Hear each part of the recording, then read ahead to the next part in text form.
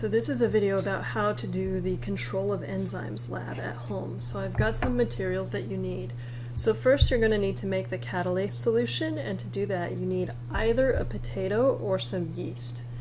You're also going to need some hydrogen peroxide, which you can get at the store. I think this one cost me $2.25 at Walgreens. You need some kind of like measuring cup, or you could also use a kitchen scale if you have one of those.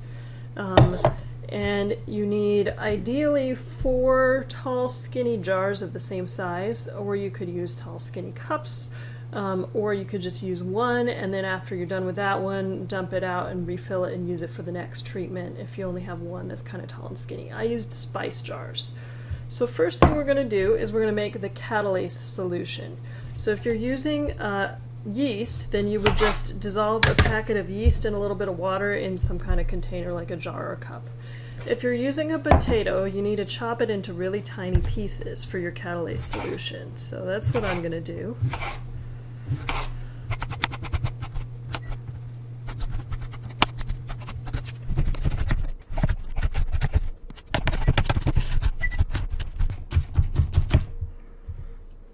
think this is probably good enough. If you have a blender or a small food processor, that might be easier to just grind up your potato into little bits. We just want to free the enzyme from this potato and then dissolve it in water so that we end up with a liquid solution that contains that catalase enzyme. Lots of living things contain this catalase enzyme, not just potatoes. So we have potatoes and yeast as options, but depending on what kind of experiment you choose to test the rate, you could probably see if it works with other kinds of fruits or vegetables, because many of them will have catalase in them. So I used about half a potato. Mine was a pretty old potato that just needed to be used anyway. And now I'm gonna add some water to this jar and stir it a bit.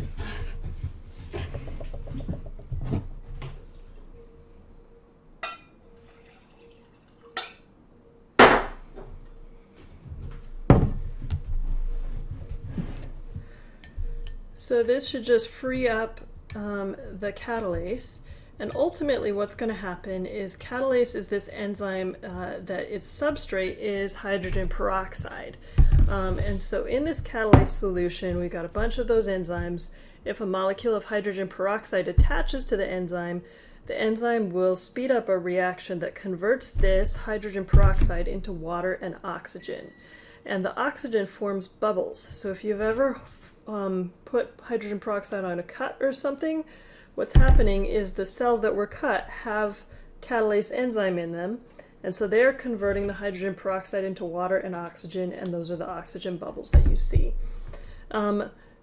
If you did not have catalase enzyme, this reaction to form the oxygen bubbles would take something like 1,000 years to form the same amount of oxygen as you get in just a second when you have catalase. So the next thing I'm going to do, I want to label this so I don't forget what it is. You could use tape on the side of your jar. I'm just going to write catalase on a little piece of paper and put it right there. Now we're going to need some small pieces of paper. Something really absorbent like a paper towel is going to work the best. And if you have a hole punch, you could just punch out a bunch of little tiny pieces of paper. I'm going to use scissors because I don't have a hole punch that I know where it is. So I'm just going to cut it in strips first and then cut those smaller.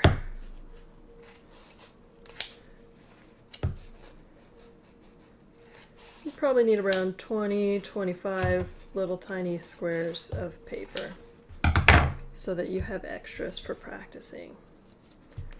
Now I've got my strips, I'm going to cut them smaller.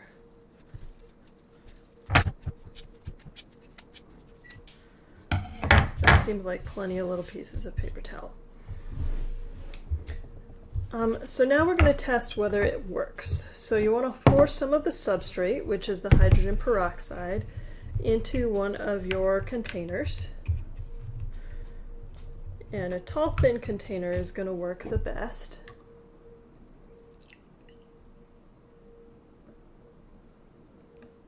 And now what we're going to do is we're going to dip one of your little paper towel pieces into the catalase and hold it for about 3 seconds.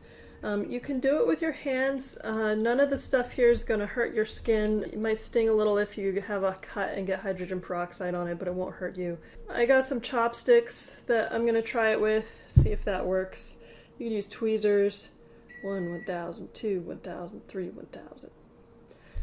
Now I'm going to drop this paper towel into the hydrogen peroxide. It should sink at least a little bit and then rise to the top. And you want to time how long it takes for it to rise to the top again. So I'm going to open up the timer on my phone, set it to stopwatch, and I'm going to click start right when I drop it in. Okay, ready, go. And what should happen is we should get some little bubbles of oxygen forming on the paper towel and then causing it to rise again after a little while. So let's see.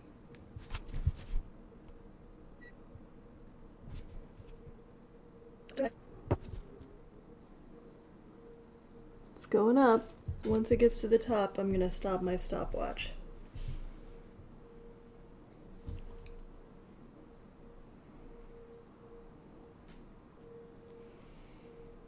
And there, it made it. So that was 1 minute and 28 seconds. Now we know that it works. So now we're going to try and think of things that could speed up or slow down this reaction by making the catalase work better or worse. So at this point, your lab asks you to come up with a hypothesis and think of some things that could affect the rate of the reaction. So some possible things that you might test. You could test the concentration of the enzyme or the substrate. So this is the enzyme, this is the substrate.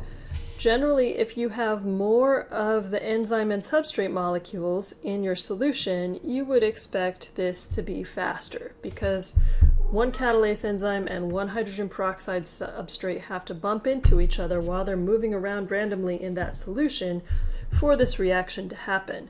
So if you had a lot of catalase or a lot of hydrogen peroxide, it would make sense that that would be a little faster.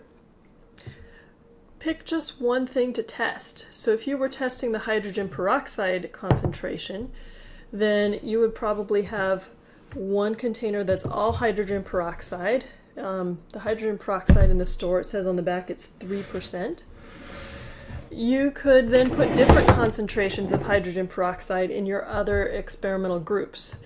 So you could have a jar that's half hydrogen peroxide and half water. You could have one that's only 1/4 hydrogen peroxide and the rest water, and one that's even half of that. So that would be a way to test the substrate concentration. If you want to test the enzyme concentration, you could make different solutions of the enzyme that have some water added to the potato juice to dilute it down.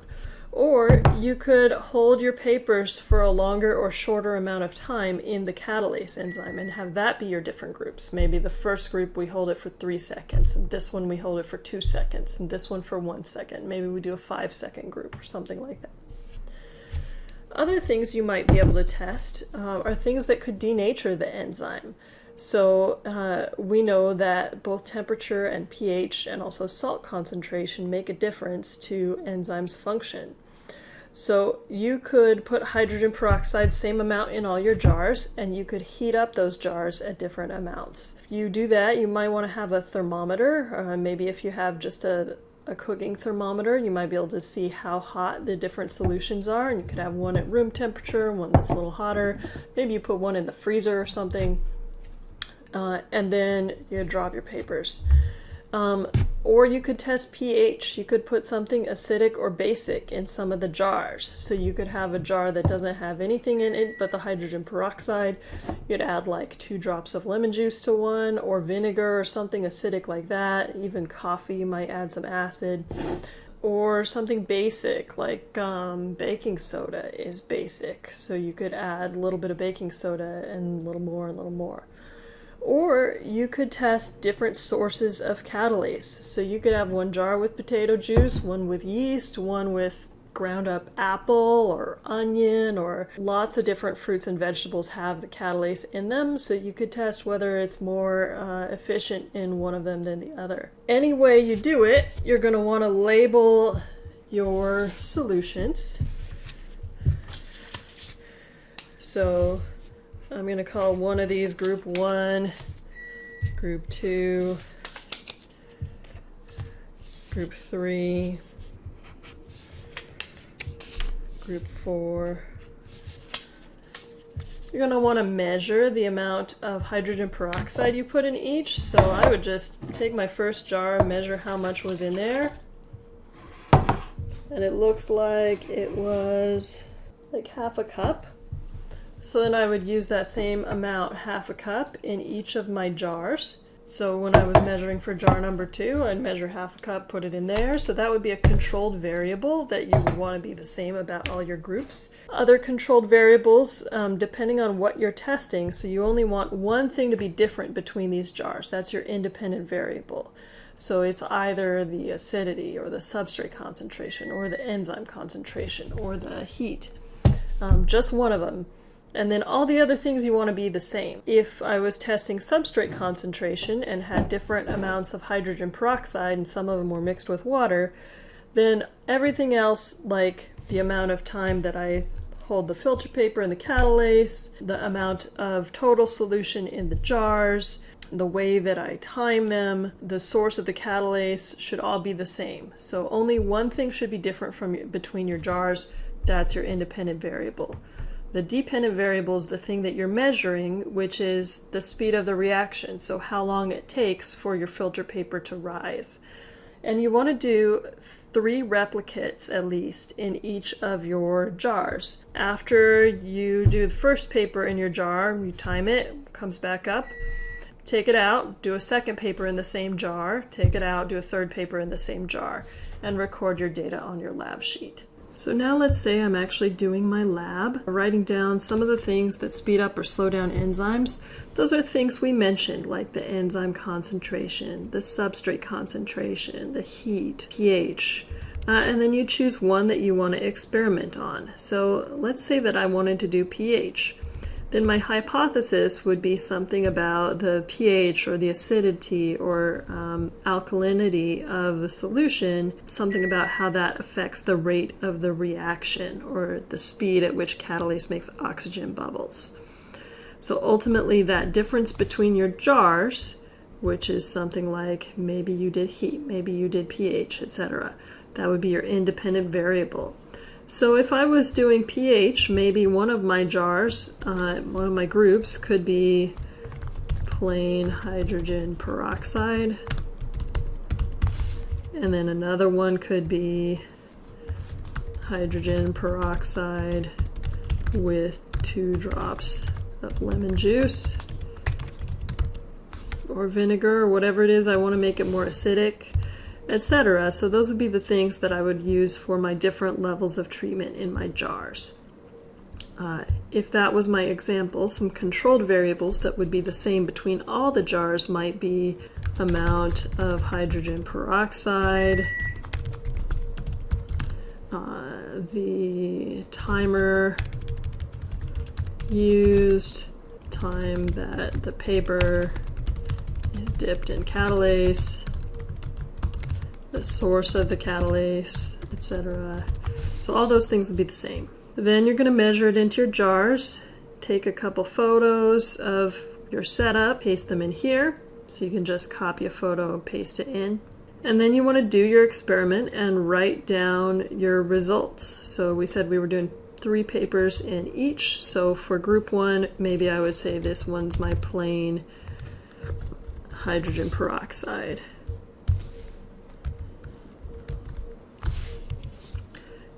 H2O2 is hydrogen peroxide, and maybe this one is 2 drops of lemon juice, etc.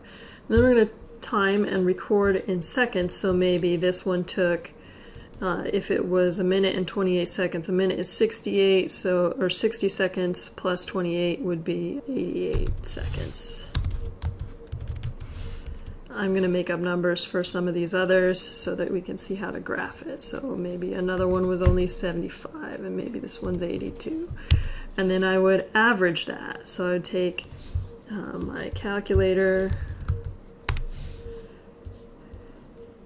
and I would add 88 plus 75 plus 82 and then divide by 3.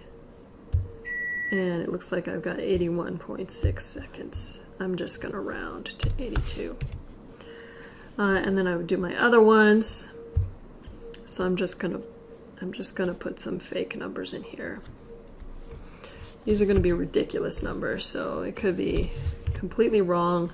I'm even just going to make up an average because I'm just going to show you how to graph this. Okay, so you only need to graph your averages. Insert chart is what we want. And you could also do this in Google Docs or Excel and then copy paste your chart into here. And then you can see that it's shown up with these different series and categories. So the categories are the things along the bottom, and our categories, we're going to change the names of them to be plain H2O2, 2 drops of lemon, 4 drops, 8 drops, maybe something like that. And then we only really have one series, so you can get rid of these other ones by highlighting them and right-clicking and say delete those table columns. And then we're just going to put our averages in here. So we had 82, 73, 21, and 41. So now it should have the right names there, and if you click this plus sign, you can add some axis titles, and you can add a chart title. So this axis was acidity, and this one was time to float. And then often a good way to come up with a nice descriptive chart title is to just say the relationship between the independent variable and the dependent variable. So I'm going to say relationship between pH and rate of reaction, something like that. And since there's only one color of bar, I don't really need this one. I'm going to delete it. And there's my graph. You can click on it and make it a little bit smaller if it's in the way of stuff. Or you can copy paste it or just move it into a different area is fine.